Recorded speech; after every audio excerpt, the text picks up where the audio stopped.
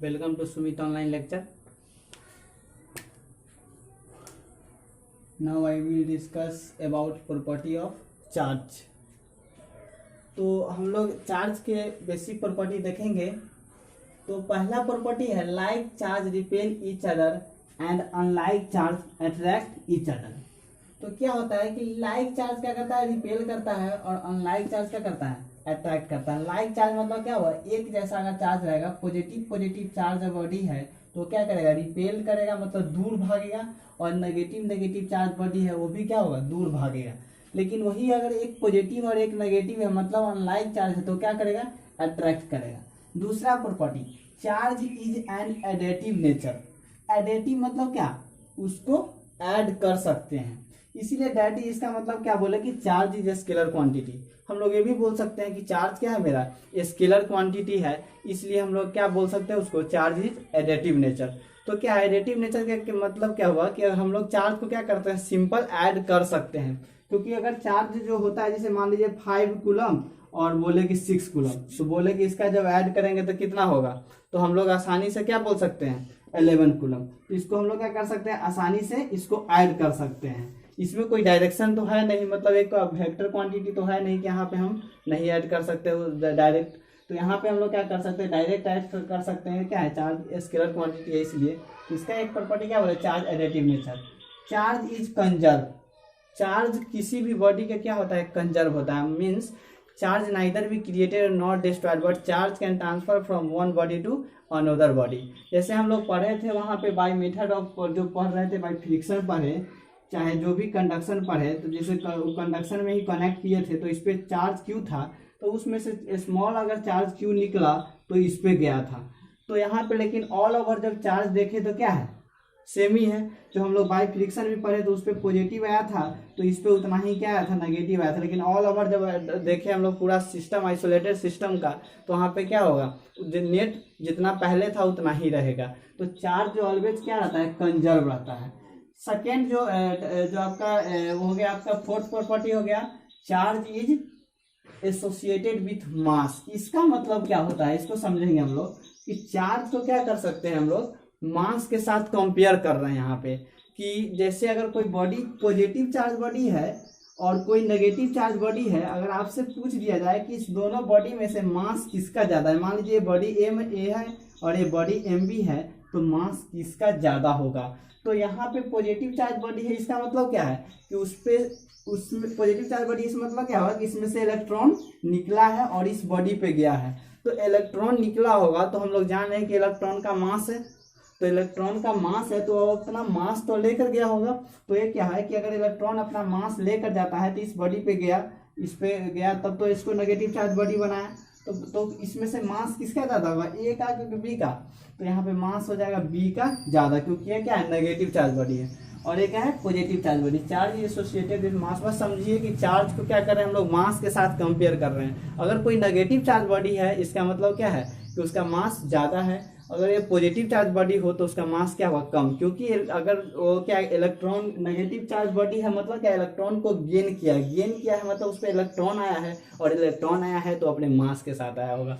तो यहाँ पे क्या है कि ये पॉजिटिव चार्ज बॉडी है मतलब क्या है कि लॉस किया है, और लॉस किया है तो इलेक्ट्रॉन निकला होगा तो अपने मास के साथ गया होगा।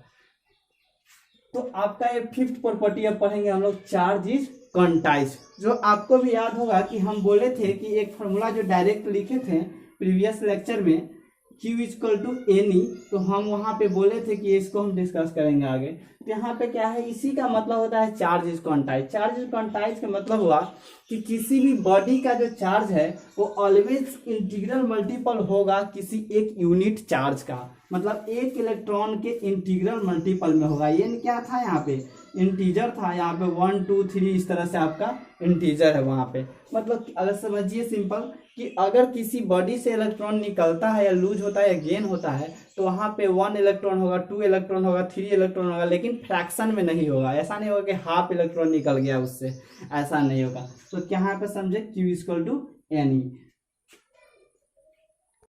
तो हम लोग प्रॉपर्टी ऑफ चार्ज देख लिए। अब हम लोग आए आपका जो चैप्टर है करंट इलेक्ट्रिसिटी पे।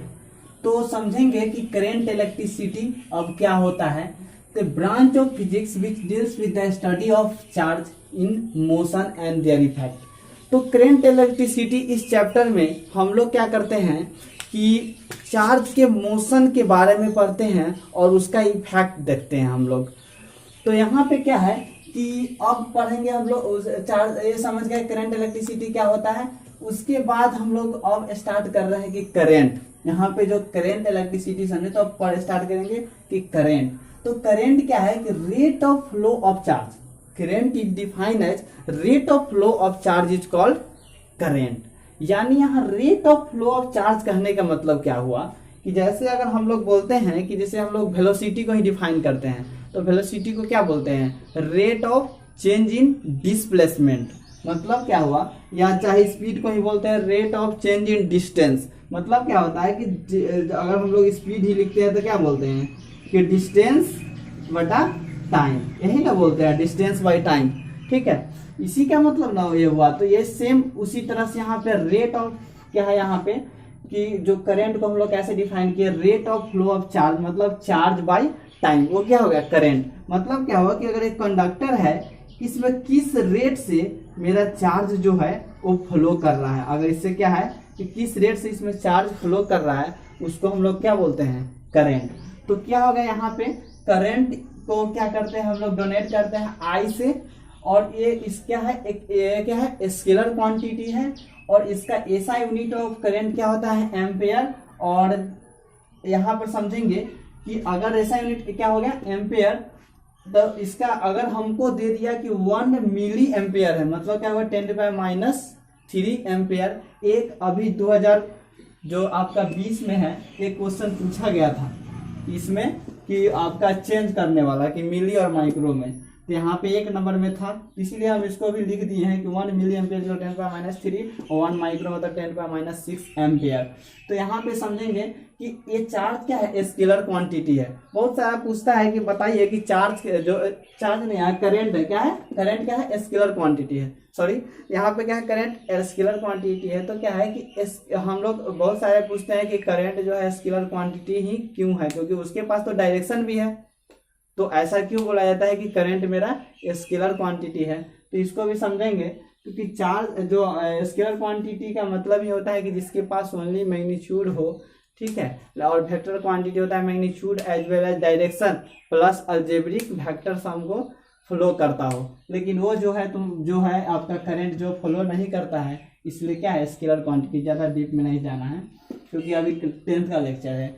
ऐसा unit of current is ampere. यहाँ पे ये सब समझ गए। ये फार्मूला हो गया आपका किसका, करंट का, I = Q/T। अगर बोल दे कि एक वायर है, ये वायर है, इस वायर से अगर Q चार्ज फ्लो कर रहा है, अगर टाइम दे कि टाइम T टाइम में बताइए कि T टाइम में कितना करंट फ्लो हुआ होगा। क्योंकि अगर वायर से चार्ज फ्लो कर रहा हो तब तो करंट भी फ्लो कर रहा होगा। तो कितना करंट फ्लो करेगा, तो करंट = क्या लिख देंगे हम लोग, Q/T। और यहाँ से क्या करेंगे हम लोग, निकाल देंगे। ठीक है, जैसे हम एग्जांपल लेते हैं कि मान लीजिए कि इस वायर से चार्ज कितना, 1 कूलम चार्ज फ्लो कर रहा है और टाइम 1 सेकेंड में। तो बताइए करंट कितना होगा। तो करंट क्या हो जाएगा, 1/1। तो कितना हो जाएगा, 1 एम्पियर। 1/1 कितना हो गया, 1, यानी क्या हो गया, 1 एम्पियर। कभी कभी बोलता है कि 1 एम्पियर को डिफाइन कीजिए, what do you mean by 1 ampere. ये सब 1 नंबर में पूछता है क्वेश्चन। तो इसका मतलब क्या हुआ कि 1 coulomb charge flow wire in 1 second, then current कितना फ्लो करेगा, 1 एम्पियर।